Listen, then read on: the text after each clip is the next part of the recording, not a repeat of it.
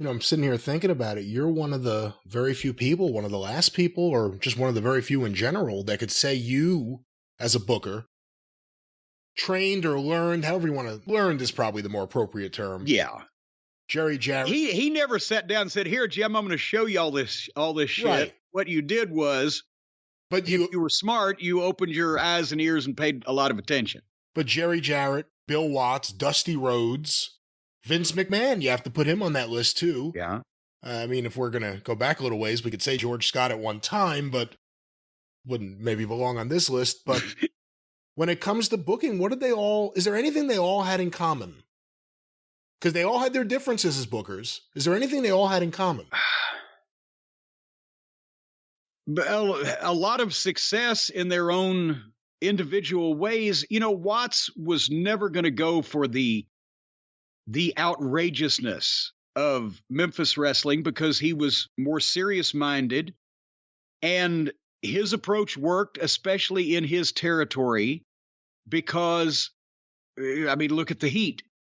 The heels had more heat in Louisiana because of Watts' style of booking than anywhere else probably in the country. With Dusty, it was a combination of, because Watts learned from Eddie Graham, so did Dusty. But Dusty learned the big show package. Watts was a hard-nosed football player and a, straight-minded fucking pro athlete type of guy. Dusty was an entertainer. And he learned the package show and having strong cards up and down the thing from Eddie Graham. But at the same time, you can see that Dusty also learned the crazy angles, the guys getting their clothes stripped off that they saw in Florida, that he did in Florida, that he learned from Eddie Graham, that they did in Memphis, because they did it. A lot of this stuff is now going back to West Texas because Eddie Graham, one of his first main event spots that we talked about, was working for Dory Funk Sr. in West Texas. Rip Rogers. And as Rip Rogers. And Dory Funk Sr. was brought along, and Cal Farley was still around when Dory Funk Sr. was the top guy in West Texas. Dutch Mantell, I believe, died right about the time that Funk got there. But, we're finding a lot of this, the most influential people in the business and the people who most grasped the concept of manipulating emotions in wrestling all kind of came through a similar path and interacted with a lot of the same people at the start. But you had the differences. Everybody, all those bookers had their differences, but Jerry Jarrett was more willing to open up to wild shit because, like I said, weekly territory, and also he was never the guy that he wanted to protect the legitimacy of the business in terms of, not wanting people to know that it's a work, but he wasn't one of these people who wanted to shove. And this is where some people have a misconception with me that, he just wants 15-minute headlocks. Jerry Jarrett didn't want to shove athletic wrestling down to people's throats when they didn't want to buy it.